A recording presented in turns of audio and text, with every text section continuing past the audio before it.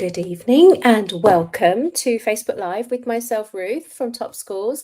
And we are talking about anything and everything related to international schools in Hong Kong or independent schools in the UK. So welcome. I can see that people are joining live and I wonder why, because this has been an extremely exciting week. So I will cover tonight, I will cover off some of the results that parents have been receiving this week, particularly for little children. And when I say little, I'm talking about those who are entering reception in 2024. So if you have applied for reception in 2024, it's highly likely that you are waiting for results or you have already received results. So we can talk about that. Ask me anything related to results that you might still be waiting for or results that you have received. Looks like I froze there. Don't worry, I will come back. So welcome. Ask me anything relating to schools. We're going to talk about results for little ones. I could talk about results for older ones too, if you'd like, but they tend to be a little bit later on, although we have had some good news this week and last week. I'm going to talk about declaring. You can think about what I might be talking about declaring. And I might have a little bit of a rant as well. So I have maximum 45 minutes today because I have another call. And then I'm going into my community with my clients a bit later on tonight. So just a quick promotion. We have a couple of events going on at the weekend while I wait for any questions to come in. So we have a couple of events at the weekend. We have the International Schools Festival Kowloon that we partner with the South China Morning Post to put that one on every March and September. This one is big, but not quite as big as September. But certainly, if you would like to come along, we're going to have some great panel discussions, so interesting topics. Come say hi. Myself and my team will be there. That's at the Cordis in Langham Place. And if you haven't got your tickets yet, I'm not sure if we've got any codes left. We did have some VIP codes for the premium pass. So maybe comment below and we'll see if we can get you that code. You can try. I can't promise if it will work.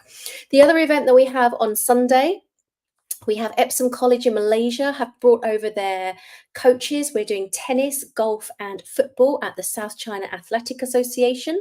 So bring your children along for some sports clinics with the best coaches, and it'll be a great day, and that's in Causeway Bay. So also maybe just comment below and I can or somebody will put the information in. So do you have any questions?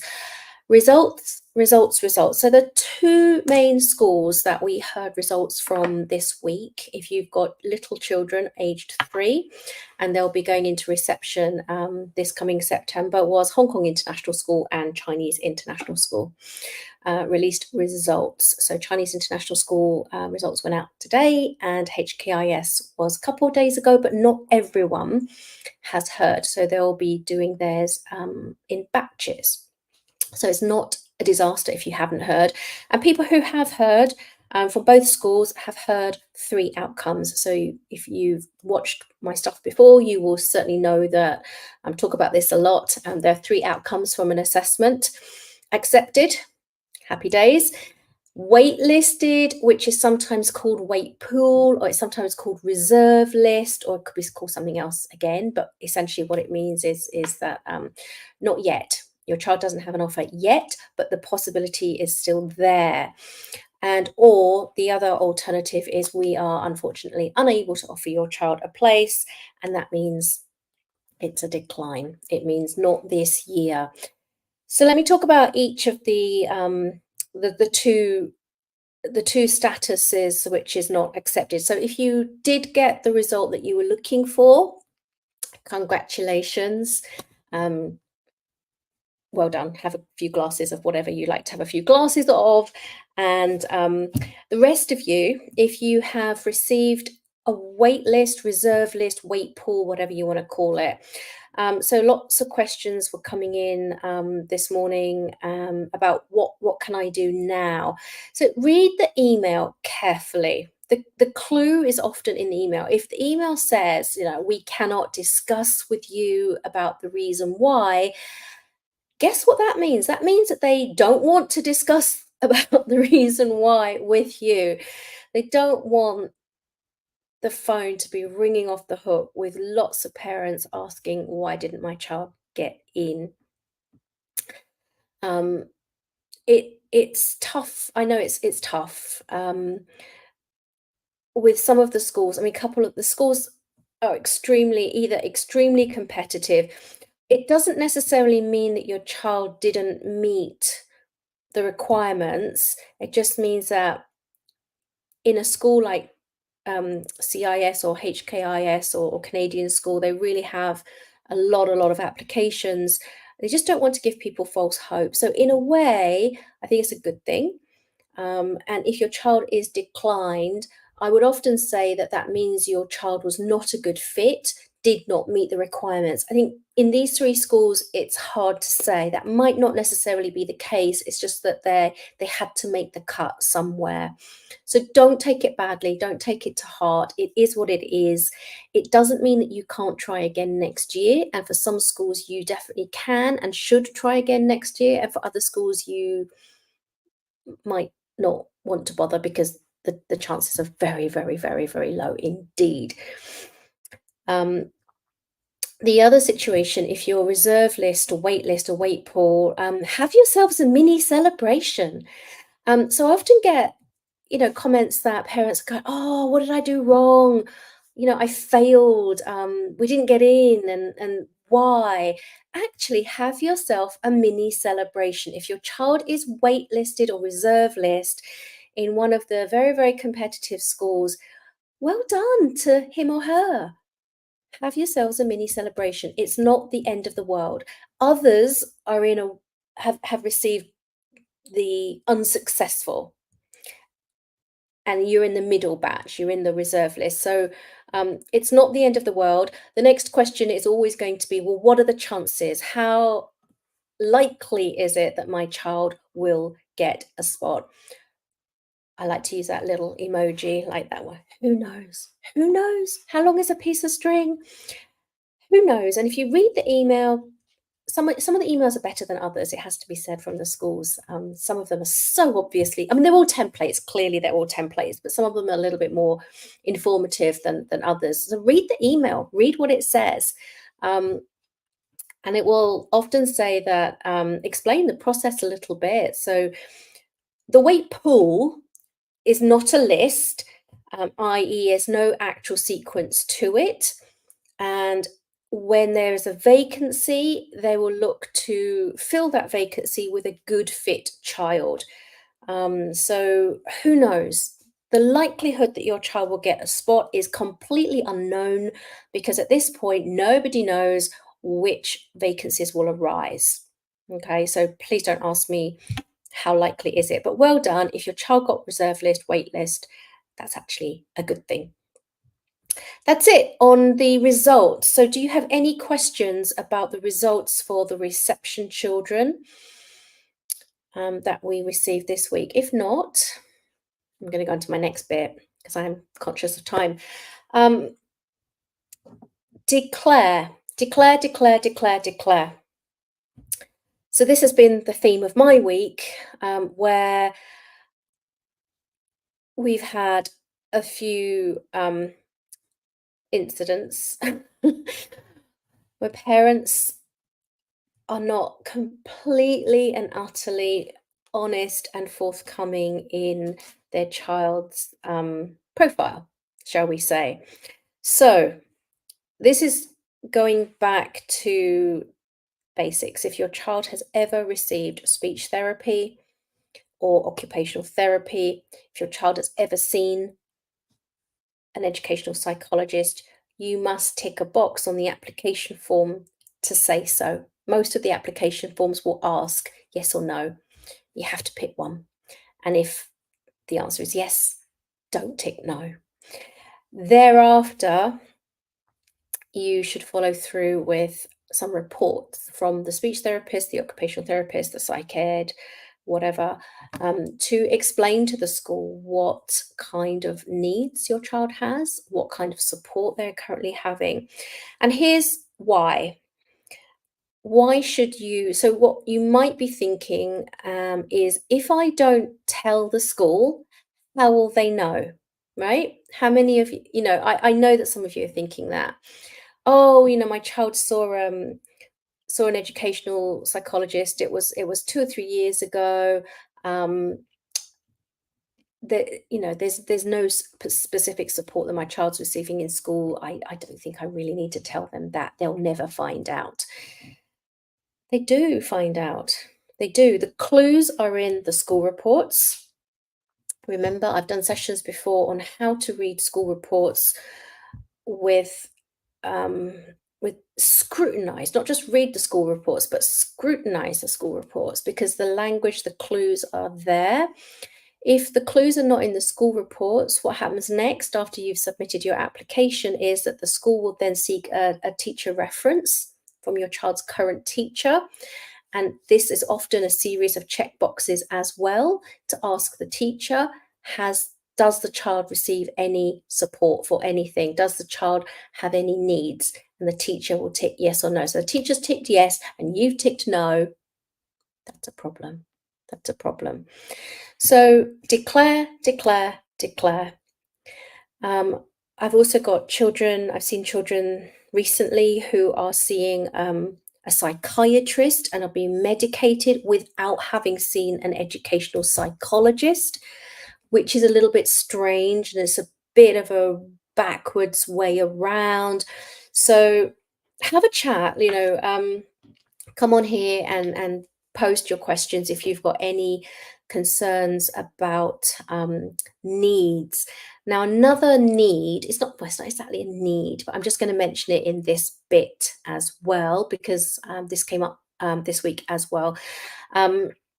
English as a second language is a very, very, it's a type of need, but it's not in the same category as ASD or ADHD, but it is a kind of a need. So I've also got sessions about this on, and if any of you caught my masterclass last week, there was a bit on this which actually generated some really good discussions that I had with some of you about what language is my child's first language, because any application form is going to ask you to stipulate your child's first language, and you might have to think about that. This is Hong Kong. It's a very unusual and unique language landscape where I think most parents in most countries wouldn't have to think twice, but I do know that a lot of parents in Hong Kong do have to think twice. What do I write down for my child's first language? So all I'm saying at this point is be absolutely honest with yourselves, because whatever you write, if you write English as your child's first language and your child arrives for the assessment and is clearly not demonstrating English as a first language, that is going to go against your child. Whereas if you write down Cantonese or Mandarin or something else as your child's first language, that may work to their advantage, in that there may be some accommodations made or some consideration made. Depends. Okay. So that's the two topics. It was about reception offers and declaring any needs, including English as a second language. Do you have any questions for me? If not, let me see. Please don't WhatsApp me privately, or the business WhatsApp, or the messenger through the page. If you have questions, put them here, and that's where I'll see them. And I can't look at all these different places at once.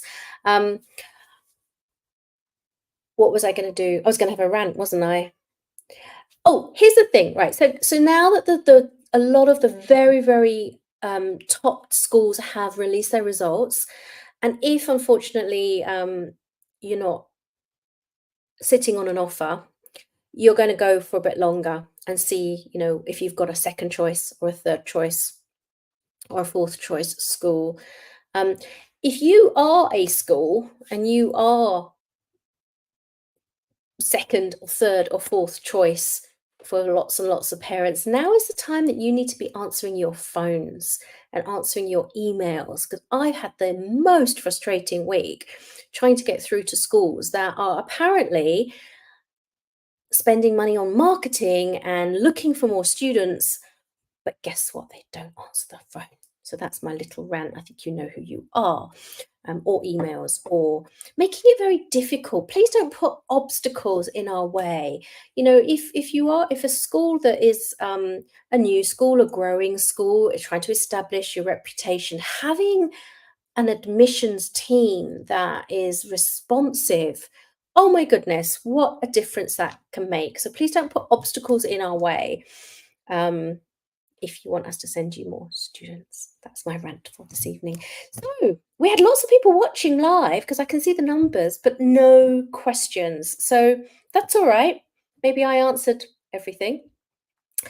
Going once, going twice, going 3 times for questions. So this Saturday, if you are available and you haven't got your tickets yet, you can just come down. Honestly, walk-ins are fine, but you might not get into the sort of the speaker sections that I'll be doing, and some of the other moderators will be having some sessions as well. So say hi to myself or my team if you come down, and I'm thinking about running another masterclass at the end of the month in case people missed it. So let me know if that's something that you'd be interested in, and that will be fun. Thank you for your question. Let me that up on the screen. Here's the question. Can't see your name because something about the software, but I'll be able to see it later. Okay, this is a common question. And the answer is, it depends. But the answer is, and you're looking at secondary or primary 6 for the ADHD child, right? Primary 6 is not an international school. If you're looking at a school that's primary 6, it's a local school. In international terms, we talk about year 7 or grade 6. Okay, so that's just something to clarify first of all. But if you're looking for, it really depends. So here's the thing. Your child is already, what, 11, 12 years old, and he or she has ADHD. That's okay. Lots of children do. So what does the report say? If you're going to be applying for schools, you're applying for 2024 entry or 2025? Let's assume it's 2024 and you're a bit late. Maybe it's 2025. So you're going to need an updated psychologist's report, most preferably done within the last 12 months, possibly 18 months. And that will be submitted alongside your application. And in that report, that tells the school everything that they need to know about your child. Most schools can support a child with ADHD. So I don't want to give you certain names of schools, and that's not, I just can't do that anyway, because, you know, I haven't met you and I haven't met your child, but most schools can support a child with ADHD. Your child should by now have developed some techniques and strategies to use, and the teachers, and hopefully your child has an individualized education plan in the school that they're in, and so that will come through with the teacher reference when you apply to the new school. Okay, I hope that helps. So the answer to your question is most schools. No, in particular, no one school. We don't have a school that supports children with ADHD. You're definitely going to want your child to be in a diverse group of in a diverse class of children of mixed abilities and different needs. And if she's not currently getting any support, you're going to want to make sure she's not falling behind. So maybe that sounds potentially a bit risky, especially if you haven't secured a spot yet, because by now your child should have already sat for entrance tests, and either you've received the results or you're waiting for a couple of results. So maybe get in touch if you would like some expert support for that. Thank you for your question. Any other questions? Good. All right. I think I'll be back here next Thursday at 6 o'clock. And if you have any other questions, grab me on Saturday or put them here below if you're watching on the replay. Thank you. You're very, very welcome. Okay. Well, thank you for watching, everyone. Have a lovely evening. I've been Ruth from Top Scores. I've been live on YouTube and Facebook and somewhere else. And I'll see you next week. Thanks then. Goodbye.